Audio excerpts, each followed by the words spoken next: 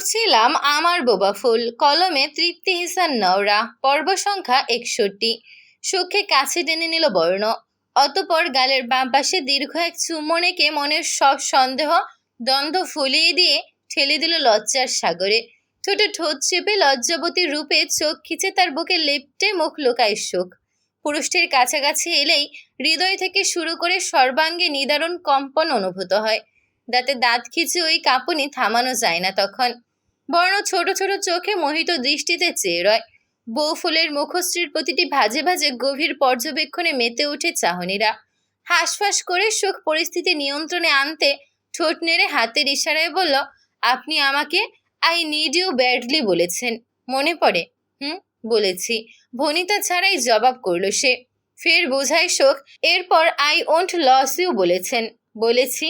I will make you mine and any cost বলেছেন। চোখে চোখ রেখে শোক বোঝায়। বর্ণ তার গালে হাত রেখে বৃদ্ধাঙ্গুলি দিয়ে ঠোঁটে স্লাইড করতে করতে এবারেও জবাব করে, বলেছি তো sweetheart, I don't live with you বলেছেন। বাট একবারও আই লাভ ইউ বলেননি মিস্টার আশিয়ান বর্ণ। এক ভ্রু তুলে সূক্ষ্ম চাহনি নিক্ষেপ করে বর্ণ। বলল, সিরিয়াসলি? এর জবাব দিয়ে চাই তোর। প্রত্যুত্তরে গম্ভীর মুখে উপর নিচ মাথা ঝাঁকায় শোক। বর্ণ ঠোঁট বাঁকিয়ে হেসে বলল, এর কারণ একটাই, সেটা হলো তোকে বাকি সব করলেও লাভ টাভ করি না। চোখ কপালে তুলে সুখ বিস্ময় ভরা মুখে জানতে চায় সত্যি। শেষে মুখটা করুণ হয়ে এলো। বর্ণ কথাটির সত্যতা নিশ্চিত করতেই ছটফট করে ছাড়া পেতে বুঝায়, ছাড়ুন খারাপ পুরুষ, থাকবো না আপনার সাথে, এখনই চলে যাব নুরাকে নিয়ে। যা খুশি কর, আমার তাতে কি। নিরেট গলায় কথাটি বলার ফাঁকে সুখ সমেত উঠে গিয়ে দুজন একসাথে বেডে শুয়ে পড়ল। জিমে গড়া শক্তপোক্ত পুরুষের শরীরের নিচে রীতিমতো পিষ্ট হতে লাগলো শোক। দম আটকে এসেছে প্রায়। ঘাড়ে মুখ ডুবিয়ে দেওয়ায় বর্ণের খোঁচা খোঁচা দাড়ির পরশে শির দ্বারা বেয়ে শীতল স্রোত নেমে গেল বোধহয়। লোমকূপ সিদে হয়ে ওঠে। দুহাত লোকটার হাতে বন্দি বিধায় কিছু বোঝাতেও পারে না। মুখ দিয়ে কেবল অস্পষ্ট শব্দে শব্দ বেরোচ্ছে। বিরক্তিতে এক ঝলক মাথা তুলে পুনরায় ঘাড়ে মুখ গুজে উন্মুক্ত কাঁধে ঠোঁট ছুঁয়ে বর্ণ বলল, এমন ছটফট করে না শোনাবো। চোখের রং কেমন হয়েছে দেখেছিস? রাতে ঘুম হয় না আমার। আজ চুপচাপ শোয়ে নে। বিগত কদিন ধরে একই কথা আওড়ে এভাবেই রাত্রি যাপন করছে সে। আর সুখকে দিয়েছে অনিদ্রার রাত। চাদর খামছে ধরে বর্ণর ছোঁয়াগুলো ঠোঁট কামড়ে অনুভবে মত্ত হয় সুখ। এই পুরুষ কখনো এতটা নিকটবর্তী এসে তার সাথে আষ্টে পিষ্টে জড়াতে পারে তা কল্পনাতে দূর। কখনো দুঃস্বপ্নেও ভাবতে পারেনি সে। অথচ পরিস্থিতি আজ কত সহজ। এই শখের পুরুষকে চাইলেই ছুঁতে পারছে, বক্ষস্থলে জড়াতে পারছে, নির্দ্বিধায় অভিমান অভিযোগ উপস্থাপন করতে পারছে। এত সুখ তার ভাগ্যে পাওনা ছিল বুঝি?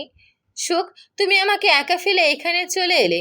দুজন কপতি যখন পরস্পরকে পরস্পর গভীর অনুভবে লিপ্ত, ঠিক তখনই নিস্তেজ কক্ষে ছোট বাচ্চা কণ্ঠটি কর্ণকঠোরে আলোড়ন তুলল যেন। সুখ ছিটকে সরে আসে বর্ণর কাছ থেকে। হতভম্ব দৃষ্টিপাত করে দরজার অভিমুখে। ঘুম ঘুম চোখ কুঁচকে নুরা দাঁড়িয়ে আছে। দৃষ্টি যদিও তাদের দিকে নয়। বর্ণকে দেখে বুঝলো লোকটা নিরুত্তাপ, শান্ত। সুখ হতাশ হয়। দুনিয়ার সব লজ্জা, জড়তা, অস্বস্তি কি তার শরীরে ভর করে আছে?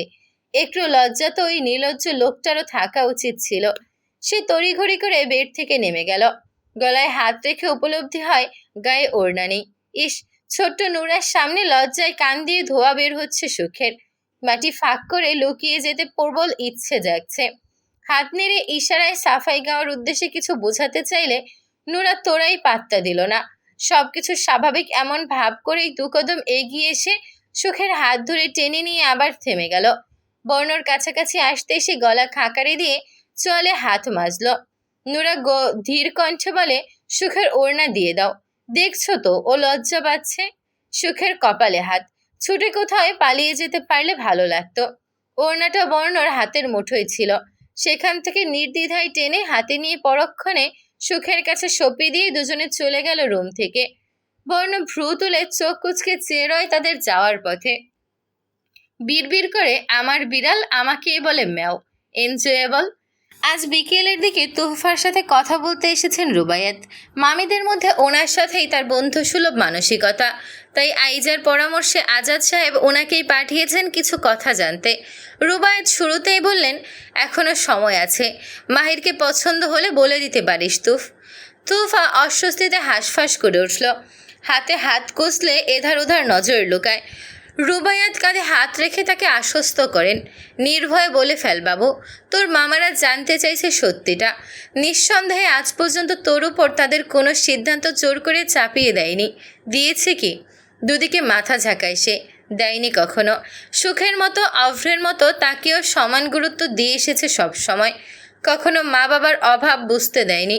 যদিও এই অভাবটা কখনো ঘুচবার নয়, তবুও তার কখনো মনে হয়নি আজ বাবা বেঁচে থাকলে আমিও এটা কিনতে বা করতে পারতাম, মা থাকলে এমন মমতা পেতাম। এত সবের মাঝে একটা কথা সত্যি, বাবা মার প্রতি তার অঢেল অভিমান। কেন তাকে পৃথিবীতে একা ছেড়ে দুজন একসাথে পালিয়ে গেল, হারিয়ে গেল না ফেরার দেশে। রুবায়েত বললেন, এটা তোর জীবন তুফ, ক্ষুদ্র পরিসরে এই জীবনে কাউকে ভালো লাগা ভালোবাসা অপরাধ নয়। বলে দে, মামারা কেউ কিছু বলবে না। জল জমে চোখে। তোফা এখনও মনে পড়ে কৈশোরকালে মামাদের স্নেহমাখা কথাগুলো। আমাদের তোফ মামনিকে একজন রাজপুত্রের হাতে তুলে দেব, পুরো দেশ চষে সেই রাজপুত্রকে খুঁজে আনবো আমরা। সেই সুযোগ হবে তো? নাকি বড় হয়ে আজকালকার স্বাধীনচেতা মনোভাব নিয়ে বলবি, মামারা আমার, শোনো, আমি নিজের ভালো বুঝতে শিখেছি, কাজেই যোগ্য জীবনসঙ্গী আমি নিজেই নির্বাচন করব। তোমরা ব্যাকডেটেড, বলবি না তো এমন। তুফা সেদিন লজ্জায় কাচুমাচু মুখে কিন্তু গর্ব করে বলেছিল, মোটেও বলবো না। সেসব দিনের স্মৃতিচারণ করে মাথা নিচু করে নিল সে। ভঙুর গলায় বলল, বাসি, ভালোবাসি, মাথা তুলে করুণ সুরে।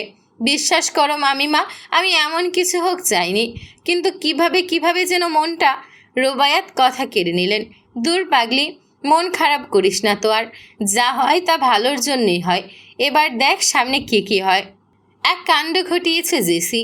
ভোরে উঠে দুষ্টমির ছলে শাড়ি পরে খোলা চুলে মেহেরাবের সামনে গিয়ে বিভিন্ন অঙ্গভঙ্গি করে তাকে আকৃষ্ট করার চেষ্টা চালিয়েছে এবং বলেছে আজ স্ত্রীর অধিকার সে আদায় করেই ছাড়বে।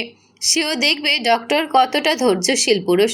তার এমন নির্লজ্জতায় মেহেরাব বার কয়েক নিষেধ করেছে। জেসি যা করেছে পরবর্তীতে এর ফল তার জন্য শোভনীয় হবে না। কিন্তু জেসি কি এসব নিষেধ হুমকি মানার পাত্রী? কিছু মানুষকে হুটহাট রাগিয়ে দিতে সে ভীষণ ভালোবাসে। কথায় কথায় ফট করে যে রেগে যায় এমন কাউকে পেলে তো কথাই নেই। এই যেমন আশফিয়ান বর্ণ, তাকে সেদিনও কল করে ফোনের এপাশ থেকে একবার ডাকলো, হিরো। বর্ণ জবাব দিল। জেসি আবার নামটা ধরে ডাকলো। বর্ণ পুনরায় জবাব দেয়। সে আবার ডাকলো, এরপর আরও দুবার। পর মুহূর্তে কিছু বলার আগেই ওপাশ থেকে ঝনঝন কিছু ভাঙচুরের আওয়াজ এলো এবং শক্ত কণ্ঠে ধমক ভেসে এলো ধারালো ছুরির মতো। আরেকবার নামটা তোর মুখ থেকে বের হলে এভাবেই থাপড়ে মাড়ি থেকে সব দাঁত উপড়ে ফেলবো পাজি। জিভ কামড়ে সন্তপনে লাইন কেটে দিয়েছিল তখন। এই কাজটা বর্ণার সাথে প্রায়শই করে সে। ভাইয়ার সাথে এসব করে আনন্দ নেই। হাজারবার সে ডাকলেও জিসান হাজারবারই আদরে কোমর গলায় জবাব দেয়। ঠিক এভাবেই মেহেরাবকে চোখ রাঙাতে দেখে একবুক সাহস দেখিয়ে কোলে গিয়ে বসল। ঘটনার আকস্মিকতায় প্রথম কিছু সেকেন্ড স্তব্ধ হয়ে থাকলেও খানিক বাদে আচমকা তার হাত ধরে টেনে সোজা রান্নাঘরে ঢুকিয়ে দিল আর বলল, মেহেরাব, স্ত্রী ধর্ম পালনের অন্যতম শর্ত কিচেন সামলানো। আজ থেকে সংসারের হাল ধরো, এরপর ভেবে দেখব স্ত্রীর অধিকার পাওয়ার কতটা যোগ্য তুমি। মায়েরা কাহিনীর কিছুই বুঝল না, তবে হেল্প করতে চেয়েছিল রান্নায়। মেহেরাব তাকেও কিচেন থেকে নিয়ে এলো। জেসিকে আদেশ দিল লাঞ্চ রেডি করতে। কি খাবে তাও লিস্ট বানিয়ে দিল। মিরাফকে নিয়ে ড্রয়িং রুমে বসে মেহেরাব ক্ষণে ক্ষণে কিচেন রুমের দিকে লক্ষ্য রাখছে। উদ্বিগ্ন মায়েরা অনুধাবন করার চেষ্টা করছে কিছু। জেসিটা রান্নাঘরে কি করছে কে জানে। আকস্মাৎ মেলিক কান্নার শব্দে মিরাফকে রেখে মেহেরাব ছুটল কিচেনে। মায়েরাও গেল ভাইয়ের পিছু পিছু। জেসির হাত কেটে লাল তরল বেরোচ্ছে, খুব বেশি কাটেনি, ব্যাস তালুতে ছুরির পোষ লেগেছে সামান্য। ছুরি আর পেঁয়াজ ফ্লোরে গড়াগড়ি খাচ্ছে। দ্রুত তাকে বেসিনে নিয়ে হাত ধুয়ে দিল মেহেরাব। রক্ত পরিষ্কার হওয়ার পরে হাত মুঠো করে আবার খুলতেই পুনরায় রক্ত ছুটে এলো। জেসির কান্না থামে না। এত চিৎকার করে কান্না করছে যে মায়েরা শঙ্কিত, পাছে আশেপাশের মানুষ ছুটে না আসে। কানে আঙুল চেপে এগিয়ে যায় সে। এই তো রক্ত বন্ধ হয়ে গেছে। কাঁদে না জেসি, অথচ তার কান্না কমার বদলে বেড়েছে বইকি। এক প্রকার দুহাত ঝাঁকিয়ে কাদার তালে তালে নৃত্য পরিবেশন করছে যেন। মেহরাব হতাশ চোখে ক্ষণকাল একদৃষ্টে তাকিয়ে থেকে বেরিয়ে আসতে গেলে মায়েরা থামিয়ে দিল। তোর বউ তুই সামলা ভাই, স্বেচ্ছায় তো বিয়ে করেছিলি। দুজনকে রেখে সে চলে গেল। এখানে নিজেকে তৃতীয় পক্ষ ছাড়া আপাতত অন্য কিছু মনে হচ্ছে না। মেহরাব বেজায় বিরক্তিতে ভ্রু গুটিয়ে চেয়ে আছে। জেসির আহাজারি কান্না থামার নাম নেই। আপনার কথা রাখতে গিয়ে আমার কত বড় সর্বনাশ হয়ে গেল, চোখ মেলে দেখুন একবার। অনুশোচনা হচ্ছে না? না, হবে কি করে? আপনি তো আস্ত একটা কুমড়ো পটাশ। ছুরি টেনে আচানক মেহরাব বাঁ হাতে হালকা টান মারল। রক্ত দেখিয়ে বলল জেসিকে, মিস ইডিয়েট, এবার আমিও তোমার তালে তাল মিলিয়েই কাঁদি। পড়শিরা এসে সার্কাস দেখে যাক। হুট করে থামিয়ে সে আবারও গলা ফাটিয়ে কান্না করে বলল, ঠিক আছে তাই হোক, তবে মনে রাখবেন লেডিস ফার্স্ট। নিজের ওপর আত্মবিশ্বাস আছে। আপনি হাজার কেঁদে আমার ধারের কাছেও ঘেঁষতে পারবেন না মিস্টার অ্যারোগ্যান্ট। আর একটা কথা, ওটা মিস নয় মিসেস হবে। মেহরাব দমে গেল। তপ্ত শ্বাস ছেড়ে দুহাত পিছমোড়া করে এক ধাপ এগিয়ে এলো। এলোমেলো দৃষ্টি ফেলে আরও দুধাপ এগিয়ে আচানক ঝুঁকে জেসির ঠোঁটের কিনারে আলতো ঠোঁট ছুঁয়ে সরে এলো পরপর। ব্যাস, শব্দ থেমে গেল মেয়েটার। কথা বলতেই ভুলে গেল সে। বিস্ময়ে বাকরুদ্ধ হয়ে অক্ষত হাতটার দিকে মেহরাবের ঠোঁটের পরশ লাগা জায়গায় ছুল। অন্তঃস্থল কাঁপছে কাঁপছে সর্বাঙ্গ। অস্ফুট স্বরে মুখ ফুটে বেরিয়ে এলো, ইউ কিসড মি। মেহরাব ঠোঁট এক পেশে হেসে কিচেন থেকে বেরোতে বেরোতে কাজ ঝাঁকিয়ে প্রত্যুত্তর করে যায়, ইয়া, আই কিসড ইউ।